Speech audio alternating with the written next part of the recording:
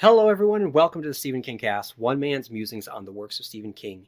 Each week, I will review one entry in the bibliography of Stephen King in the chronological order of publication. And this week, I'm examining King's collection of short stories, The Twisted and Terrifying Everything's Eventual.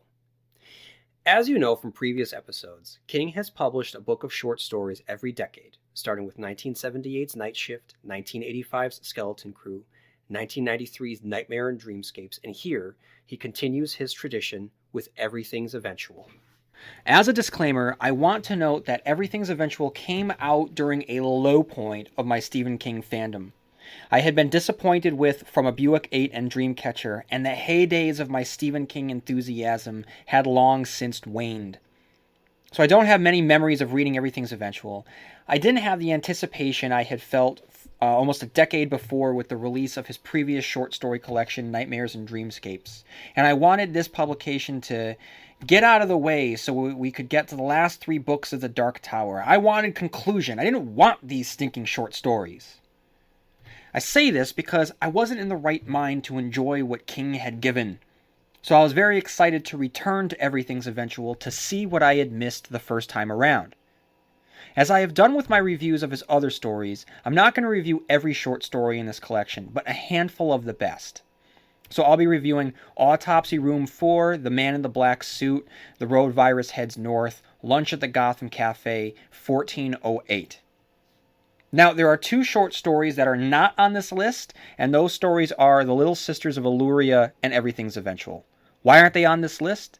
Well, they're not on this list because they are related to the Dark Tower. So you might be asking, you're a huge Dark Tower fan. Why aren't you reviewing them?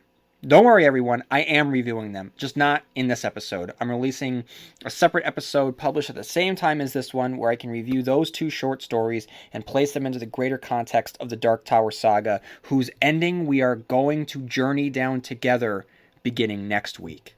But before I get into the reviews, I'm going to read an email sent in from Brett, who writes, "Hello, sir. I know I'm about a year late, but I just finished your podcast on the Carrie review. Very good, very thorough, lots of interesting points. I'm cleaning my house now, and I'm going to listen to your next show on the movies. I'm curious why you didn't include the Rage Carrie 2 or the awful 2002 TV movie Carrie Abomination, but maybe you'll address that in the show. I guess I'll find out. Wanted to tell you that I'm almost finished with my own personal King marathon. A few years ago, I decided to do everything, whether I've read them before or not. Just pick up Carrie and get started and move my way through. I'm now up to 2013 and Dr. Sleep, really enjoying it. And if my math is correct, I believe I have only 4 books left and I can safely say I've read everything King. So with only 4 books left to go, I was delighted to find your podcast on iTunes and downloaded the first 2 episodes today. I like your layout. I'm excited to keep listening. I think doing the book and then the movie or the movies of the book and then the next book in chronological order is a great idea. That's all I got for now. After Dr. Sleep, I think Mr. Mercedes is next, so I'm going to go pick that up or order it on Amazon or something. Thanks for reading, Brett. Brett, thanks for writing in. And guys, just, if you haven't done so already, feel free to write in at stephenkingcast@yahoo.com and share your thoughts on Stephen King. And I just can't believe this. I can't believe that. So right now I'm about to read the review of Everything's Eventual and get into the Dark Tower. And as I'm recording this, I'm currently reading Wind Through the Keyhole, a little bit out of order in the chronological order of publication because I was reading Cell. And I'm not, weirdest thing, I'm reading Cell, and then one day I went to go find the book. I can't find it anywhere. A week has gone by. I didn't want to have an entire week of not reading anything because that just kind of gives me anxiety. And then, so I decided to, pick up Wind Through the Keyhole. But seriously, I've turned this house upside down. I can't find Cell anywhere, so I'm going to have to go out and buy another copy. But my point is, with Cell, and then we're going to have Just After Sunset, and Lisi's story, Doomakey, 11/22/63, Under the Dome, and Went Through the Keyhole, Dr. Sleep, Mr. Mercedes, Joyland.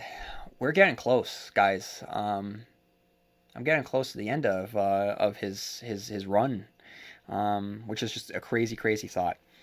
All right, guys. But for now, what I'm going to get into my review of Everything's Eventual. So, just like I've done with his other short stories, let's start at his introduction. As you know, every decade, King releases a collection of short stories, beginning with 1978's Night Shift. Since then, we have watched him grow as an artist, and our relationship with him has grown as well. By this point in publication, for years we have been his constant reader, a term he coined for us decades before. In his first short story collection, he tested the waters by talking to his audience as if he was the crypt keeper or the vault keeper, a type of horror narrator, which is natural as he had been a fan of EC Comics growing up, and would later create his own boogeyman storyteller with George Romero when they make The Creeper for Creepshow 1 and 2. But Stephen King must have realized that he didn't have to do this. His stories were strong enough to stand on their own, so he got out of their way and let them present themselves. In the meantime, he took off all affectations and simply started talking to us as if we were old friends, which quickly morphed into a friendly and lasting relationship with this author. And when every subsequent publication of short stories, we were able to check into the mindset of Stephen King. In Skeleton Crew, he was honest with us. In Nightmares and Dreamscapes, he shared the power of the short story. And in the introduction to Everything's Eventual, he's just as honest, writing, come on here, ladies and gentlemen, whom can I possibly kid at this point? Who can I possibly kid at this late date, except maybe myself? I sold my first story when I was 21 and a junior in college. Now I'm 54 and have run a lot of language through the 2.2-pound organic computer word processor I hang my Red Sox cap on. The act of writing stories hasn't been new for me in a long time, but that doesn't mean that it's lost its fascination. And because he knows the relationship he's built with the audience, he addresses the importance of not coasting because, as he writes, we're in it together after all. This is a date we're on. We should have fun. We should dance. By this point, King has already published On Writing, which he addresses without having to reference it in the opening line of the introduction when he says, I've written more than once about the joy of writing. But even though he's written a philosophical guide on the craft, he still has more to say. And what he says is such a profound insight into a prodigious mind that never stops trying to formulate new ways to produce the art. For instance, he discusses his radio stations and how he attempted to craft an Orson Welles-styled radio play in the vein of what he did with War of the Worlds, and realized that this was a lost art. Although there is a very popular podcast right now that I've heard a lot about, I haven't read, Limetown, which is a fake sort of news story about a missing town. So I don't know if it's a lost art. He then waxes and wanes on Shakespearean tragedy and comedy and tells us, and although folks still go to such Elizabethan extravagances as King Lear and Macbeth, the enjoyment of an art form is light years from the ability to create a new example of that art form. What a profound and honest statement. With these lost art forms fresh in our mind, he switches gears to the short story and is honest when he is concerned that the short story is closer to being a dead art form than a thriving one. He goes on to examine the success of his E-story, Riding the Bullet, which he tells us is a frustrating experience because it received a lot of attention and press, but all of this attention had nothing to do with the story. It's an interesting dilemma and an interesting snapshot of a particular time. In 2002, no one knew the future of electronic books, what that would look like, entail, or what it would do to what we have come to know as physical publications. This was 5 years before Amazon launched the Kindle, 7 years before the Nook, and 8 years before the first iPad. Now, downloading a book is as easy as clicking a button, and it's commonplace. I myself have read many stories and books on my iPad, but that has not taken away my love of wandering through Barnes & Noble, picking up actual books, flipping through them, and smelling them. There's something to be said about the convenience of downloading a good book, but that can never take away from the joy of strolling through an imagination warehouse like the bookstore. So it's funny to read this knowing where we are, with King on the precipice of a new era, looking down and focusing on the writing aspect of the ebook, with everyone else just looking at the fact that it's an ebook. Alright guys, I'm going to get into my review now of the actual stories that he's talking about, the first of which is Autopsy, Room 4. Media. Howard Cottrell awakes from some form of unconsciousness to find himself laid out in an autopsy room. As the doctors begin to prepare, Howard struggles to come to grips with what is happening. After realizing that he is not dead, he deduces that he is in a paralyzed state and struggles to somehow inform the doctors of this fact before they cut into him. While prepping Cottrell's body, the doctor in charge, Katie Arlen, finds shrapnel wounds around his nether regions. While she is absent-mindedly examining these, another doctor rushes into the room to inform them that Howard is still alive. Katie looks down to find herself holding Howard's erect penis. In a humorous afternote, Howard explains that he was possibly bitten by a very rare snake, causing the death-like paralysis. Another one of the doctors discovered that same snake in his golf bag and was promptly bitten. It is presumed that he will recover. Howard adds that he and Katie dated for a while but broke up due to an embarrassing problem in the bedroom. He was impotent unless she was wearing rubber gloves. Analysis. Well, it doesn't take long for the reader to figure out what is going on. First, there's the title, Autopsy Room 4, and through the perspective of the main character, we quickly learn that he's about to be operated on. Now, you might be wondering why I chose this particular story. I mean, it's not like there's much to really dive into. There's a paralyzed man in an autopsy room. Like King says in the notes on the story, this is not an original idea, but it's one that he wanted to address because there's a universal fear of the helplessness in this situation.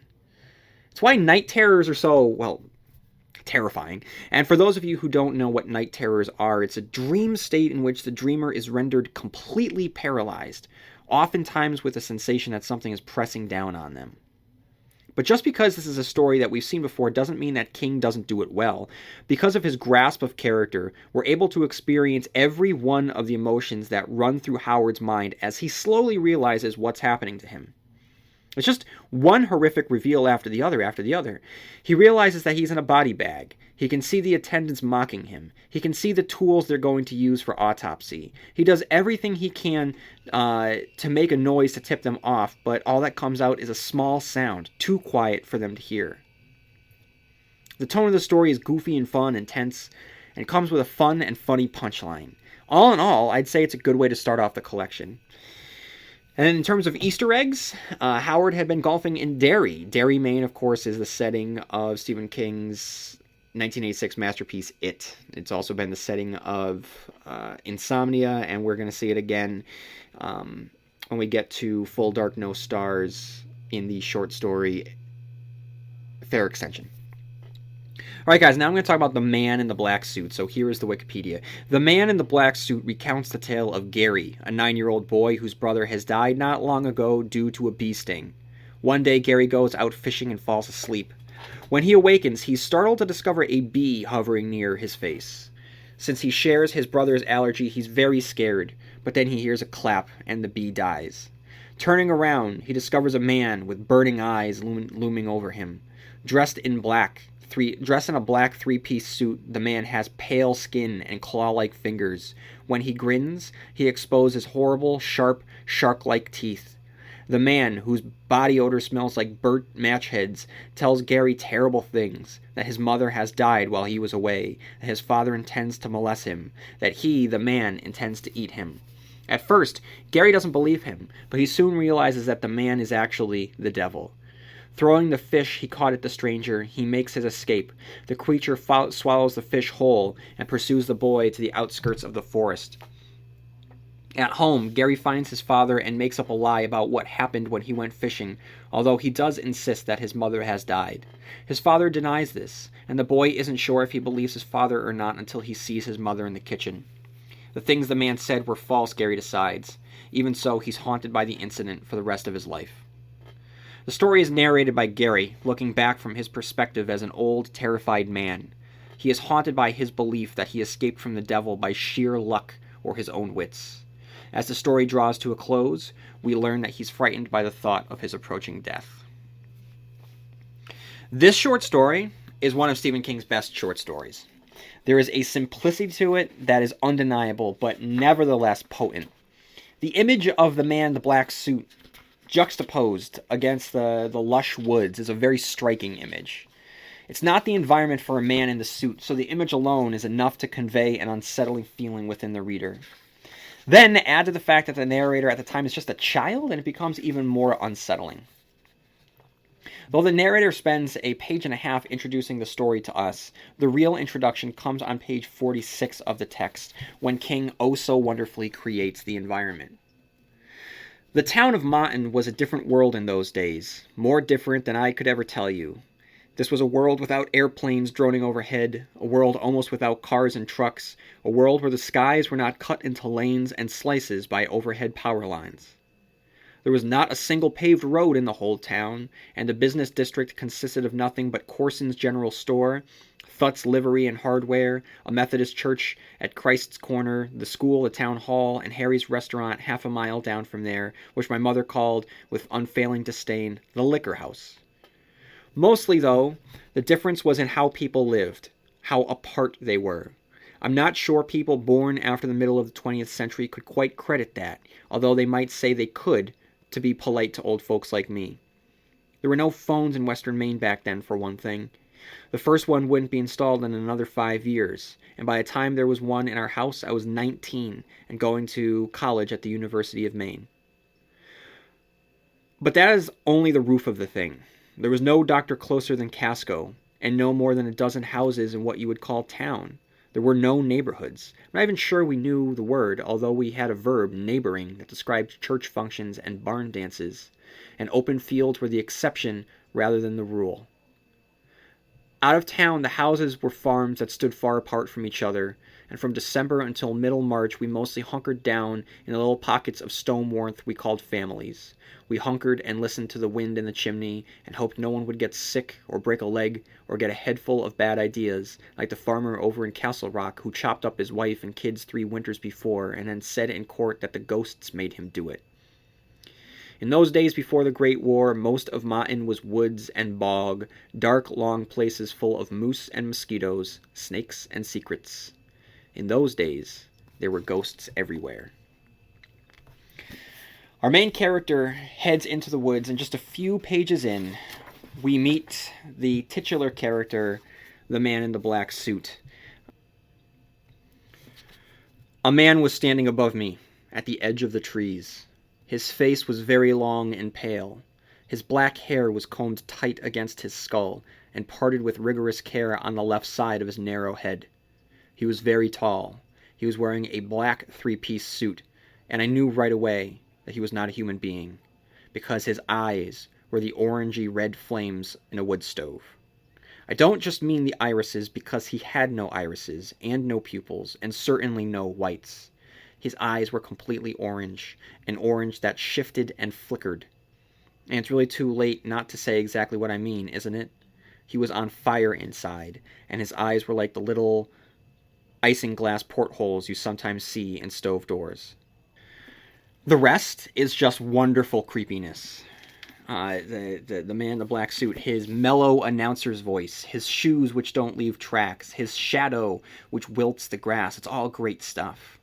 And the man in black suit, I'm gonna get to that in a second, but the man in the black suit doesn't waste any time nonchalantly telling the narrator that he's gonna eat him. There's a very quick but tense escape. But as we learn now that he's all grown up in a nursing home, you don't really escape. This is just, it's so short. It's a short little tale, but it's so good. The strength being just how well King describes the man in the black suit. So let me get to the Stephen Kingisms here. The first of which is the villain laughing like a lunatic. I mean, we've seen this before with many of his characters. One in particular that we've seen time and time again. And the image that we have of the man in a black suit chasing after a child. At one point in Needful Things, Brian has a dream that Leland Gaunt is dressed in a black suit and is coming for him. It's very similar to the imagery on display in this short story. And in terms of Easter eggs, we've got Castle Rock, baby. Castle Rock is referenced very early on. And then the man in the black suit says that they are well met when he meets the main character. So when the character says that they are well met, he is using mid-world terminology. And number 3 in terms of Easter eggs, it's not necessarily, it's not confirmation. I'm not going on record saying this, but I mean, if you want to make the argument that this character is Martin Broadcloak, Walter O'Dim, Walter Paddock, Randall Flagg, then go for it. Because I mean, the similarities are just I mean, they're just there. I mean, first of all, he's dressed all in black. He's got a pale face, black hair. I mean, there are some things that are different. Um, I mean, for one, just the glowing eyes, just the sheer. I don't know. I mean, I get. You know what? Never mind. This is. I mean, it's clearly Randall Flagg. I mean, it really is. I mean, especially because I just finished reading Wind Through the Keyhole. I mean, and the fact that he just kind of spends his time just bothering children, just like he does with Tim Stouthart in the pages of Wind Through the Keyhole. It's very similar to a depiction of Randall Flagg that King has kind of picked up on in the last couple of years. So I would say that's Randall Flagg. Yeah, I mean, I just honestly think that he is a very very bored Randall Flagg just messing with this kid. I mean, he's good humored. He cackles to himself. Like I said, he dresses all in black. I mean, I don't think that. I mean, if it's the devil, then it's not Randall Flagg. But maybe it's just one of King's devilish characters pretending to be the devil.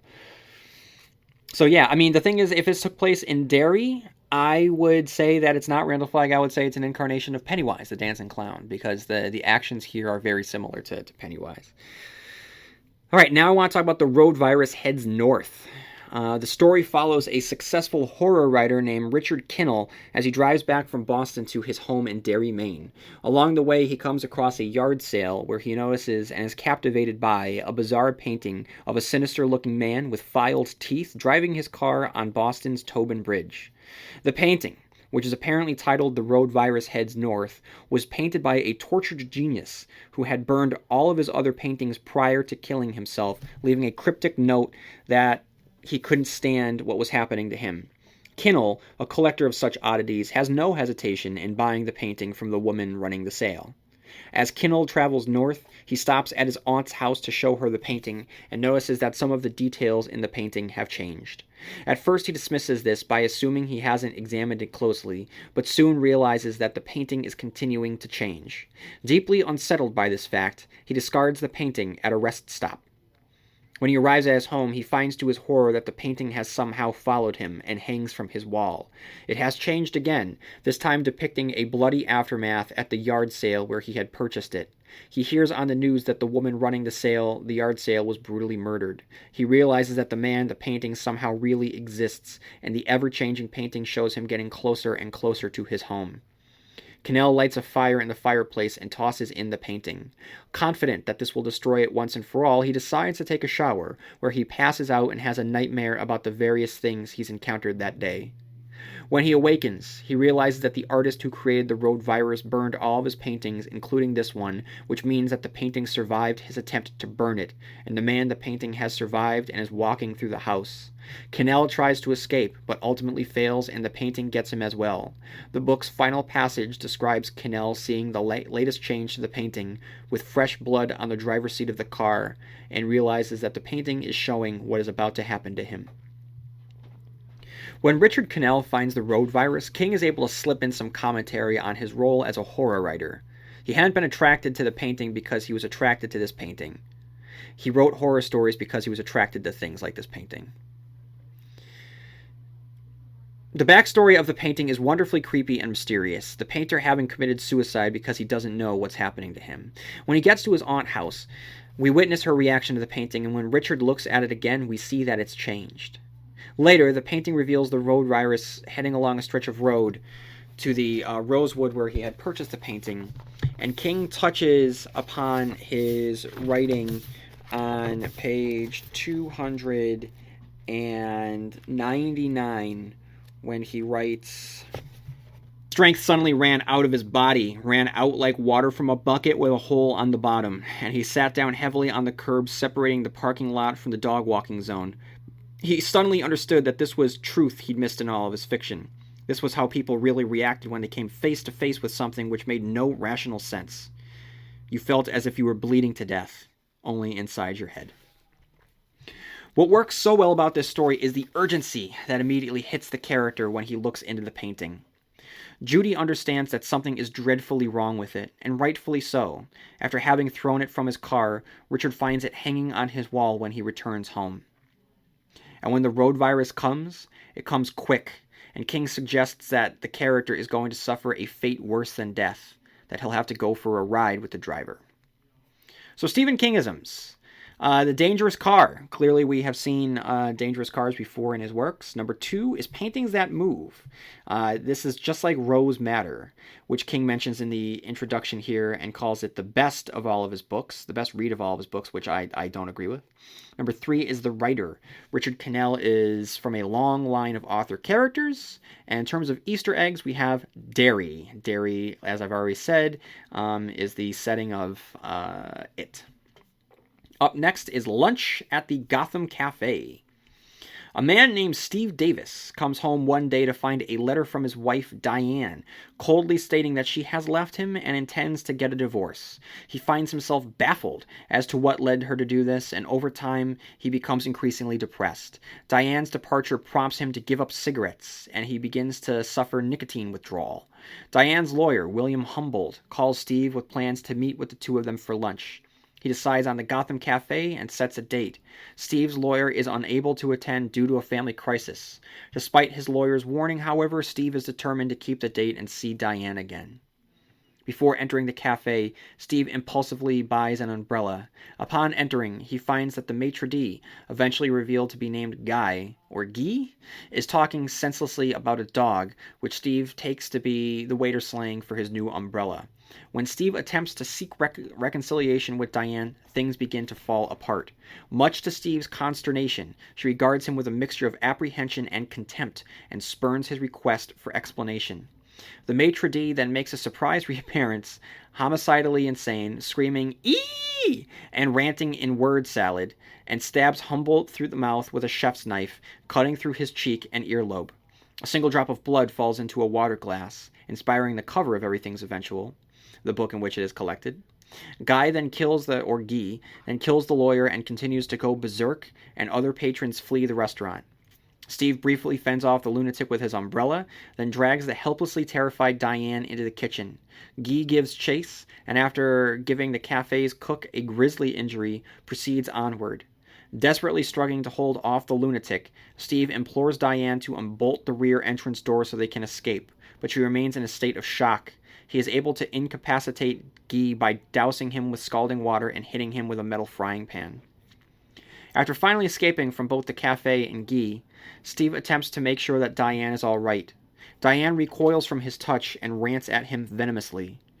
Devoid of any shred of gratitude for his protection, she has instead construed the events of the last few minutes to reaffirm her perception of Steve as a despicable, bullying control freak, and decides it is time to stand up to him. When he tries to point out that he just saved her life, she flatly denies that he did. Overwhelmed with incredulous fury, Steve loses interest in reconciliation. Diane's harangue is interrupted by Steve slapping her across the face in disbelief. This only serves to further reinforce her embittered vilification of her husband, and after attempting to wound him with spurious claims of extramarital lovers, she leaves him for good. As Steve sits on the curb and watches ambulances haul away both the victims and a heavenly restrained Guy, he is left wondering about Guy's private life and the nature of insanity. He imagines Guy living in a similar situation as his own, driven insane by the irrationality of his wife, whom he may have murdered before coming to work this day, and the constant barking of the neighbor's dog. And under his breath, he starts to say, "Eee!" King's entry in this gleefully malicious story is presented through the perspective of Stephen Davis, who finds out that his wife is divorcing him. As he goes about the divorce process, King teases the events of the Gotham Cafe, and by the time he dwells on the fact that if his own lawyer had been there, he would have been murdered too, the reader can't wait for the lunch date. As soon as he arrives at the Gotham Cafe, the maitre d' is clearly insane, yelling about a non-existent dog, and Steve, even sure before that something was wrong with him. It doesn't take long for the lunatic to absolutely lose it, attacking first Diane's lawyer and then proceeding to chase Diane and Steve through the restaurant. In the introduction to the piece, King states that he was inspired when the maitre d' winked at him after a real-life couple were arguing in the restaurant, and this had stuck with him. This argumentative duo comes out here, and it's frighteningly comedic. It becomes a life-or-death screwball comedy with the two of them bickering at each other while they're almost killed by an enraged maitre d'. And in the end, after all of it, all of the rage that had built up within Steve starts to manifest when he starts to try out that word, "ee," which had been the maitre d's expression of insanity. So, Stephen Kingisms. Very soon, we will encounter another character screaming, "ee," the same way that the maitre d' does. Okay, guys, I'm going to get into 1408. So, 1408. The protagonist is writer Mike Enslin, who writes nonfiction works based on the theme of haunted places. His book series, 10 Nights in a Haunted Houses, 10 Nights in 10 Haunted Graveyards, and 10 Nights in 10 Haunted Castles, proved to be bestsellers, but Enslin internally reveals some guilt and regret at their success, privately acknowledging that he is a believer in neither the paranormal nor the supernatural elements he espouses in these books.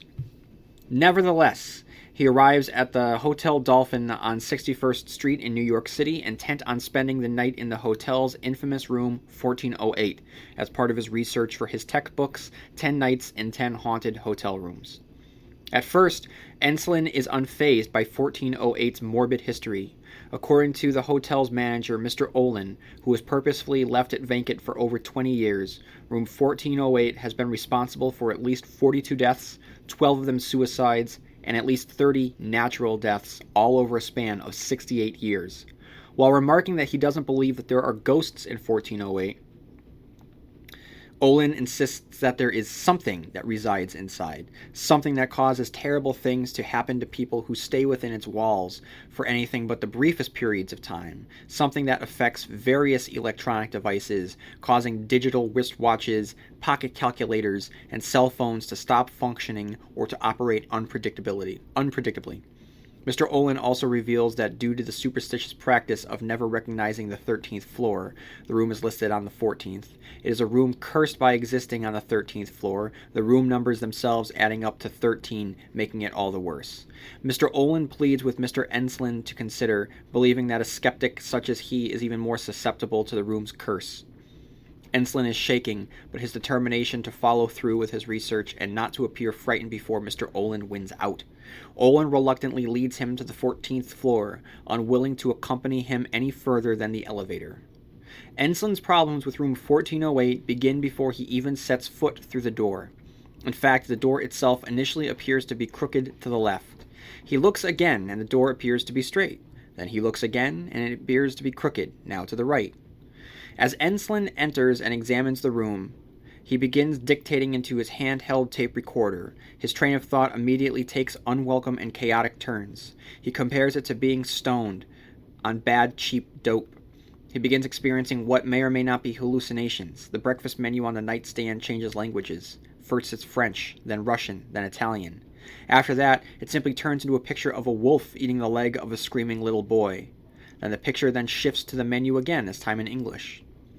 When this ends, Enslin sees that the picture on the walls have shifted into frightening visions. A still life of an orange becomes Enslin's severed head. Enslin sees pictures disappearing and reappearing. Enslin's feet sink into the carpet like quicksand, paintings come alive, etc. And Enslin's thoughts become bizarre and incoherent. He tries to make a phone call, but only hears a nightmarish voice on the end of the line chanting bizarre phrases. For example, "This is 9, 9, 9, this is 10, 10, we have killed your friends, every friend is now dead, this is 6, 6. Enslin sets his old Lucky Hawaiian shirt on fire while still wearing it, which breaks the spell of the room long enough for him to escape. As he collapses, on fire, outside the room, another hotel guest, who is getting ice from the ice machine, sees him and is able to put out the flames. The other guest looks inside the room, and something about it is tempting him to enter, but Enslin warns him not to. When he mentions that the room is haunted, the door to 1408 slams shut. In the aftermath, Enslin gives up writing. He has various problems stemming from his night in the room. These include sleeping with the lights on so I always know where I am when I wake up from the bad dreams, removing the house's phones, and closing the curtains at sunset because he cannot stand the shade of yellow-orange that reminds him of 1408 before he saved himself.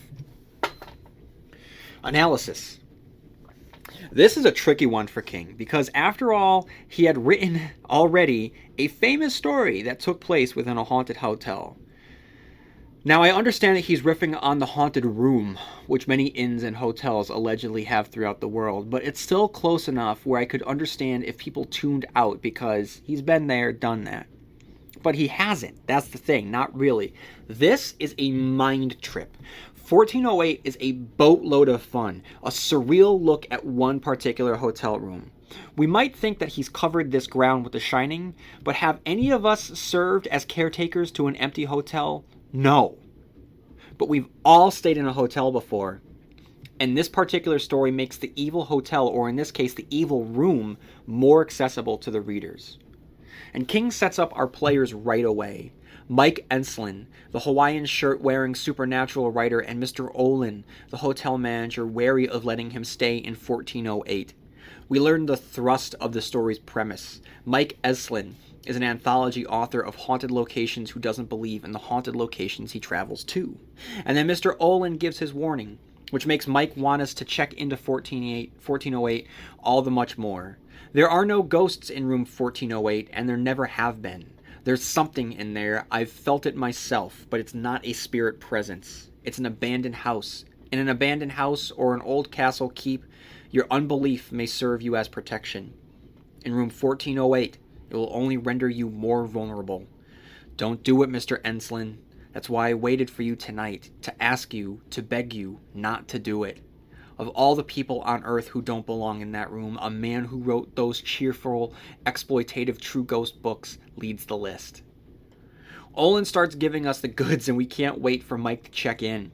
He rattles off a list of how you can't tell time in 1408, how beepers, wristwatches, cell phones don't work, and lists off the things that had occurred to the hotel maids while in that room: spontaneous weeping, laughing, and blindness. Once Enslin enters the room, King keeps us hooked.